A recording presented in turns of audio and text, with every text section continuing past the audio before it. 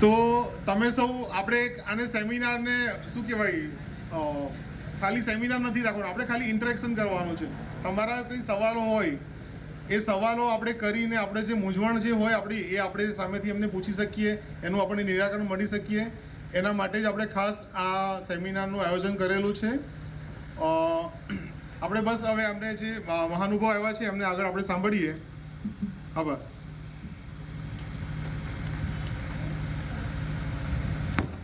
યુનિવર્સિટીમાંથી પધારેલા ડૉક્ટર ડી.કે. શર્મા સાહેબને કહીશ એમનું ઉદ્બોધન આપે.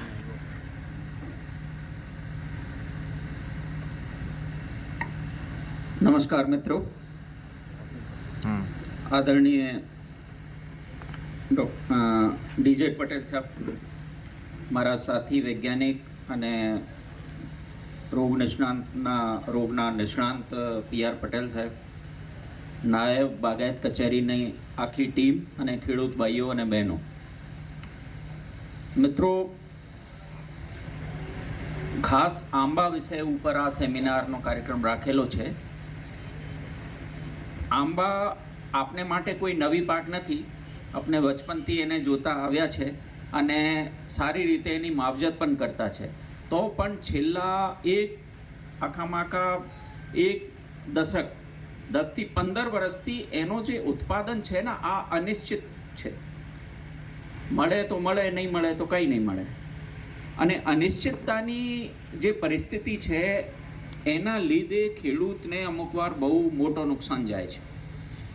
આમ તો અમુક પાકમાં પ્રધાનમંત્રી એનો ઇન્સ્યોરન્સ સ્કીમ પણ ચાલે છે, PMKSY. તો આમાં પણ બદનસીબે આંબા આમાં ઇન્ક્લુડ નથી. આંબા પાક, બીજી કઈ પાક છે આમાં, પર આંબા નથી આમાં ઇન્સ્યોરન્સ સ્કીમમાં સામે. ખાસ કરીને આપણે આ બાબતે ચર્ચા કરીએ કે ભાઈ આંબામાં કઈ પરિસ્થિતિ સર્જાય છે કે એના લીધે રાતોરાત એની પરિસ્થિતિ એકદમ જુદી થઈ જાય. એમ અત્યારે જિગ્નેશભાઈએ કહેલો કે આ વખતે આંબામાં જે ફ્રૂટ આવી, ફ્લાવરિંગ થયો, એને જોઈને લાગતો હતો કે આ વખતે એકદમ બમ્પર પેદાવાર થશે. પર અત્યારે આખું સાફ છે, કાંઈ નથી. આ પરિસ્થિતિ કેવી રીતે સર્જાઈ અને આમાં આપણે કંઈ કરી શકીએ કે કેમ, એના વિષય ઉપર થોડુંક આપણે ચર્ચા કરીએ.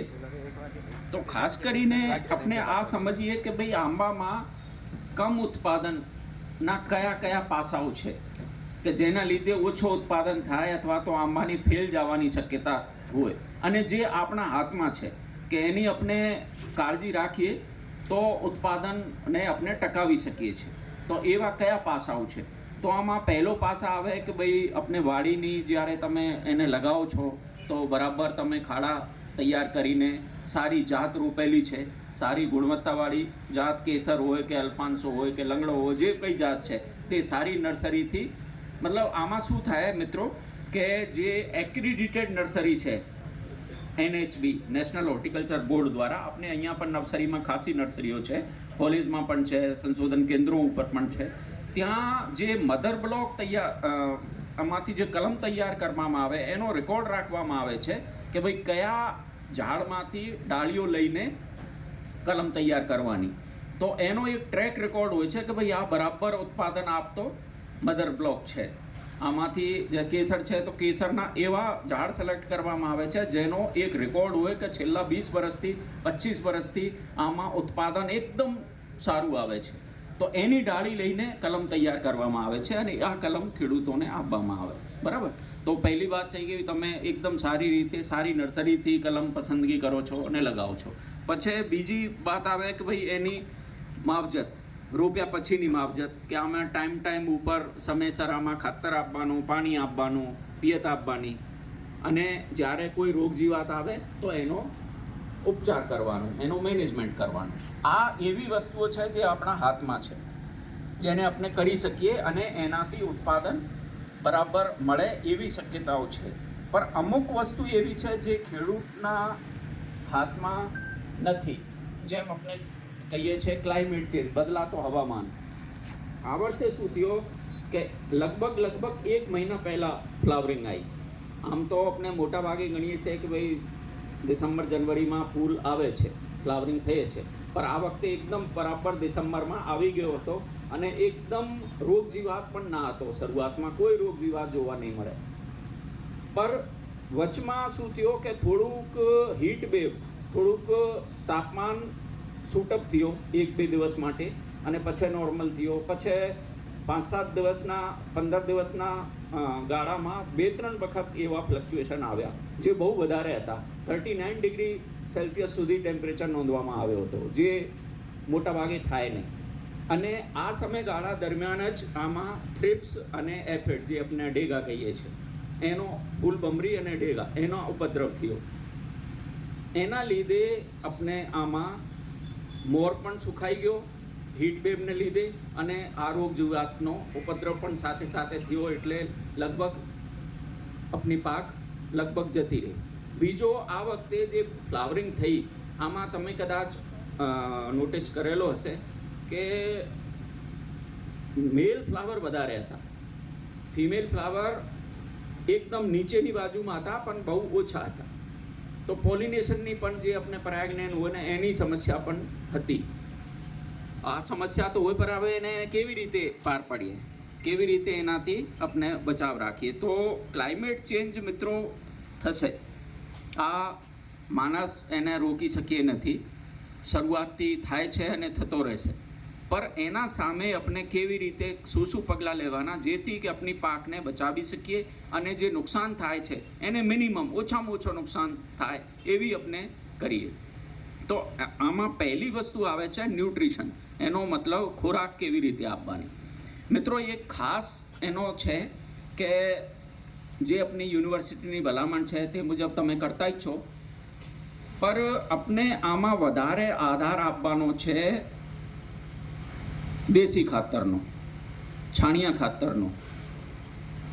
મોટા મોટે તમે આમ સમજી લો કે જમીન જે હોય ને ઉપરની માટી, આમાં 1% વધારે ઓર્ગેનિક કાર્બન રહેવું જોઈએ. તો ઝાડ તંદુરસ્ત હોય, ઝાડ વધારે જમીનમાંથી ખોરાક લઈ શકે છે અને જમીન ફળદ્રુપ કહેવાય. પર અત્યારે લગભગ 0.5 થી 0.7 વચ્ચે મોટા ભાગે જમીનનો ઓર્ગેનિક કાર્બન છે. અને એનું કારણ આ છે ઓર્ગેનિક કાર્બન આ રાતોરાત ઇમ્પ્રૂવ થાય એવું પણ નથી કે તમને આ કંઈ નાખી દીધો અને બીજા વર્ષે સરખું થઈ ગયો. આ થોડુંક ટાઈમ લાગે છે. લગભગ 5 થી 10 વર્ષ સુધી અગર તમે કાળજી લેતા રહેશો તો 1% ઉપર આવી જશે, એનાથી વધારે પણ થઈ શકે છે. પર 1% અગર રહે તો આપણે એની પેદાવાર મસ્ત આવશે, જમીનની ફળદ્રુપતા વધી જશે. અને એને માટે શું કરીએ કે લીલો પડવાશ આપણે જો વરસાદ પહેલાં જે રિંગ બનાવીને આપણે ખાતર નાખતા છે, આમાં બને ત્યાં સુધી આપણે દેશી ખાતર નાખો. છાણનો ખાતર હોય અથવા તો કમ્પોસ્ટ હોય. વાડીમાં તમે કોઈ પણ જગ્યાએ આપણે પાસે ક્રોપ વેસ્ટની તો કમી છે નહીં, ખૂબ મતલબ નિંદામણ નીકળે છે, આપણે બીજી જો પાક છે એનો પણ કચરો ખૂબ નીકળે છે. એને કમ્પોસ્ટિંગ કરવાનું, કમ્પોસ્ટિંગ કરીને એને પ્રોપર એકદમ સડી જાય અને આમાંથી ગંધ આવવાનું બંધ થઈ જાય, સારી રીતે કોહવેલો આ થવો જોઈએ. એને તમે અગર કરશો તો ધીમે ધીમે આ ઓર્ગેનિક કાર્બન, જે જમીનમાં કાર્બન તત્વની જે માત્રા છે તે વધી જશે અને બાકીની જે સમસ્યા છે ને આ જાતે ટેકલ થઈ જશે. કેમકે ઓર્ગેનિક કાર્બન વધશે તો સૂક્ષ્મ જીવાતો પણ વધશે. અને સૂક્ષ્મ જીવાત જ મિત્રો આ છે કે જેને લીધે જમીનમાંથી જે છોડ છે એની જે મૂળ છે આ સારી રીતે પોષક તત્વ ખોરાક લઈ શકે છે. આપણે જ્યારે રાસાયણિક ખાતર નાખીએ છીએ પર એના સાથે સાથે દેશી ખાતર પણ નાખવાનું જરૂરી છે. કોઈ પણ તમે પેમ્પલેટ અત્યારે પણ તમને કંઈક મળ્યો હશે, આમાં આમ હોય કે ભાઈ ઝાડ દીઠ અથવા તો હેક્ટર દીઠ 10 ટન જેટલો દેશી ખાતર નાખો, પછી આપણે યુરિયા, ડીએપી અને પોટાશની ભલામણ આવે છે. તો આપણે કહેવાય કે યુરિયા, ડીએપી, પોટાશની ભલામણ તો આપણે પકડી લીધી, પણ જે શરૂઆતમાં 10 ટન ખાતર, છાણિયું ખાતર નાખવાનો હતો તે અમે ભૂલી ગયા. અને આ ધીમે ધીમે જમીનમાં જે કંઈ ખોરાક હતી, જે કંઈ પોષક તત્વો હતા તે ઓછા થઈ ગયા મિત્રો. તો આ થોડુંક તમે કાળજી રાખશો તો આપણે આંબાની પેદાવાર ટકશે અને બરાબર મળશે. બીજી એક વસ્તુ આ છે કે મિત્રો ડાયવર્સિફાઈ પણ ક્રોપ આપણે કરવી જોઈએ. આમ જિગ્નેશભાઈએ કહેલો કે ભાઈ મોટા ભાગે શેરડીનો વિસ્તાર છે અને શેડાપાડા ઉપર અમુક ખેડૂતોની વાડીઓ પણ છે અને શેડાપાડા ઉપર આંબા લેતા છે, તો બરાબર છે. પર તમે અગર આંબા આધારિત જ છો તો આ જોખમનું કામ છે મિત્રો. બીજી તમે ક્રોપ બીજી જે ફસલ છે તે લેતા રહો. શેરડી પણ એક સારી ક્રોપ છે. એના સાથે સાથે બીજી પણ કોઈ ક્રોપ તમારી હવામાનના અનુકૂળ આવે તો આ પણ લેવાની. જેમ કે અત્યારે આપણે જે ફૂલવાળી પાકો છે, ગલગોટા છે, સ્પાઈડર લીલી છે, આપણે નવસારીના આજુબાજુ વિસ્તારમાં ખૂબ થાય છે અને એની ઇકોનોમિક્સ અમે વર્કઆઉટ કરેલો. અમારા જો ફળવાળો બાગાયત કોલેજ છે, આમાં આ જો સાયન્ટિસ્ટ ફૂલો સાથે સંશોધન કરતા છે, તો લગભગ 10 થી 15 લાખ સુધી એક હેક્ટેરમાંથી આરામથી કમાણી થઈ શકે છે અને ગેરંટીડ છે, કોઈ હવામાનનો આમાં થાય નહીં. એક નવી પાક અમે લાસ્ટ યર જ બહારથી લઈને નવસારીમાં ટ્રાય કરેલી, કિનુવા. કદાચ તમે નામ સાંભળેલો હશે, સુપર ફૂડ તરીકે ગણાય છે કિનુવા. ફક્ત 3 થી 4 મહિનાની પાક છે અને શરદીની ઋતુમાં. તો જ્યાં કંઈ થોડું બહુ જગ્યા મળે આ નાખી દેવાનું. અને આ ખરેખર એક જાતની નિંદામણ છે.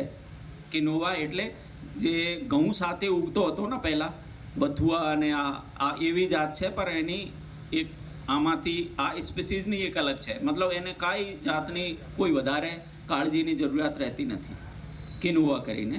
અને તમે સર્ચ કરશો તો તમને મળશે કે ભાઈ કિનુવા સુપરફૂડ, અને એક હેક્ટેર દીઠ કરીબ 10 ક્વિન્ટલ જેટલો પાકે છે અને ફક્ત 4 મહિનામાં. અને તમે એનું બિયારણ કાઢીને રાખી લો તો કોઈ એનો એવું નથી કે ભાઈ આમ તો એવો છે કે ભાઈ કેરી તમે લઈ લીધી તો એને વેચવું જ પડશે, નહીં તો ખરાબ થઈ જશે. તો આમાં એવું કંઈ નથી. જ્યારે ભાવ સારું મળે ત્યારે વેચવાનું, નહીં તો રાખ્યા કરો, સ્ટોર કરી દેવાનું. તો આ તો એક દાખલો છે મિત્રો. પણ ખરેખર મારો નિવેદન આ છે કે ક્રોપમાં, ફસલોમાં ફેરફાર કરવાનું પણ જરૂરિયાત છે. એક જ ફસલીને પકડીને તમે ચાલશો તો જોખમ વધી જશે. કોઈ પણ પાક હોય, એક પાક ઉપર તમે અગર આધારિત છો કે ભાઈ આ મારે માફક છે અને આમાં અમારી માસ્ટરી થઈ ગઈ છે, મારો વધારે અનુભવ છે આ પાકમાં, એટલે આ જ પાક કરીએ, બીજ નહીં કરીએ, તો આમાં જોખમ વધી જાય છે. કેમકે તાપમાનમાં બહુ ફેરફાર થાય છે મિત્રો, હવામાનમાં ફેરફાર થવાનું જ છે. અને હવે અત્યારથી લઈને હવે જે આવતા સમય આવશે આમાં બહુ તેજીથી થશે. કેમકે જો છેલ્લા 100 વર્ષમાં અમે જે કર્મ કરેલા છે ને એનું પરિણામ હવે બહુ તેજીથી મળવાનું ચાલુ થઈ ગયું છે. તમે આ બધા આપણે દરિયાકાંઠા વિસ્તારના રહેવાસી છો, બુઝુર્ગ જો લોકો છે એને ખબર હશે કે બહુ પહેલાં કોઈ એવા તોફાન આવતા ના હતા. કોઈ 10-15 વર્ષમાં કોઈ એક તોફાન આવતો હતો. હવે વર્ષમાં 4 તોફાન તો આવે છે. પહેલાં ક્યાંય આ ઓડિશાના તટ ઉપર આવતા હતા કે ભાઈ ફલાનું તોફાન આવ્યો, આ આવ્યો, ડિંકો આવ્યો અને એટલા માણસો મરી ગયા, એટલા શહેર તબાહ થઈ ગયા. અત્યારે તમે પણ કદાચ ટીવીમાં કે છાપામાં જોતા હશો કે ત્યાં અમેરિકામાં પણ બહુ આવે છે. તો એવા હવે આપણે અહીંયા આ અરેબિયન સીના તટ ઉપર પણ ચાલુ થઈ ગયો છે. કેમ કે બહુ માનવને જે ફેક્ટરીઓનો જો બહુ વિસ્તાર થયો અને જંગલ ઓછા થઈ ગયા. નહીવત છે હવે તો જંગલ છે ક્યાં. કહેવામાં જંગલ આવે પર અંદર તમે જાઓ તો ત્યાં પણ વસ્તી હોય, ત્યાં પણ સડકો હોય, ત્યાં પણ બધા લોકો કામગીરી કરતા હોય છે. કહેવામાં જંગલ છે પણ જંગલ જેવો ખાસ મળે નહીં. તો એવી પરિસ્થિતિમાં મિત્રો આપણે ખેતીને સાચવીને રાખવાનું બહુ હિંમતનું કામ છે અને બહુ સૂઝબૂઝનું કામ છે મિત્રો. વાંચતા રહેજો. અને બાગાયત ખાતા છે કે કૃષિ યુનિવર્સિટી છે, કૃષિ વિજ્ઞાન કેન્દ્રો છે, એના સંપર્કમાં રહીને અને જે કંઈ મૂંઝવતા પ્રશ્નો આવે કોઈ પણ પાકનો, કેમકે આપણે નજીક જ છે નવસારી કૃષિ યુનિવર્સિટી તમારા, તો ત્યાં કહેવાય કે દરેક સબ્જેક્ટ ઉપર એક ટીમ છે આખી જે કામ કરતી છે. અમારે જે ઓનરેબલ વાઇસ ચાન્સલર છે ડૉક્ટર જેડ.પી. પટેલ સાહેબ, તે પણ અહીંયાના વતની છે અને એને બહુ ચિંતા છે કે ભાઈ આંબાને કેવી રીતે સાચવવું.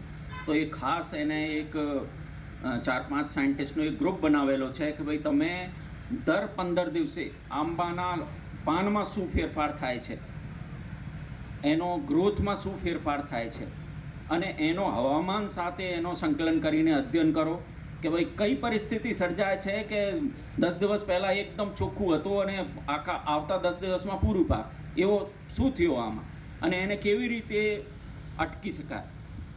તો આ ઉપર અમે કામ ચાલુ કરેલો છે મિત્રોને.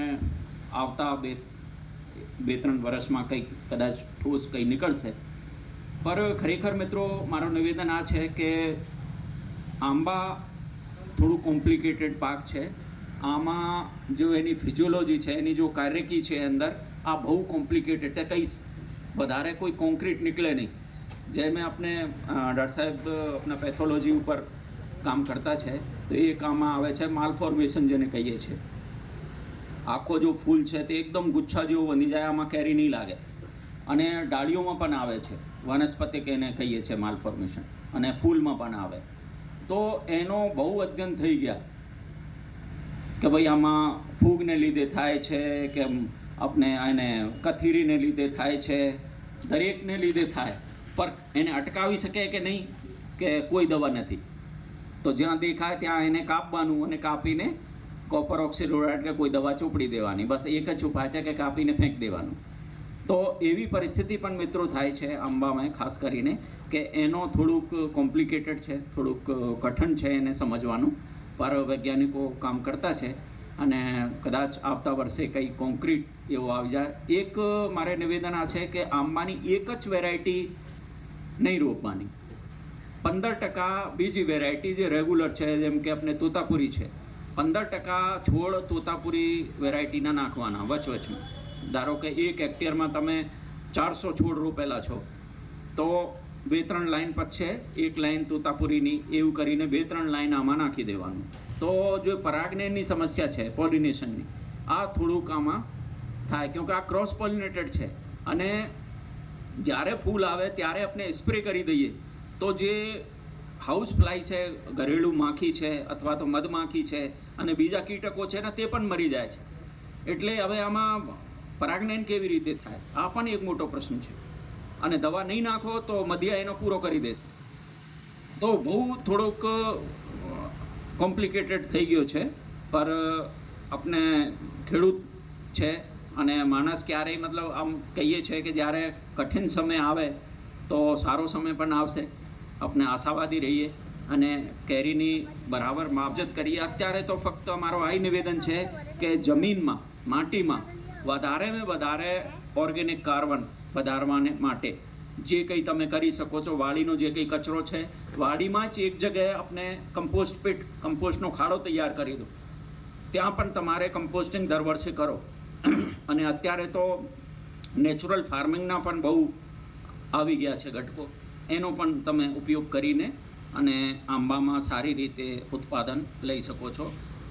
એક ખાસ તમે કદાચ ઓળખ્યો હશે, દેખ્યો હશે, તમારો અનુભવ હશે કે જે વાડીના આસપાસે બીજી આંબાની વાડી નથી, અથવા તો જે ઝાડ જે એકા દોકા છે અને આજુબાજુમાં બીજો આંબો નથી, તો ત્યાં થોડુંક બરાબર કેરી છે, દેખાતી છે.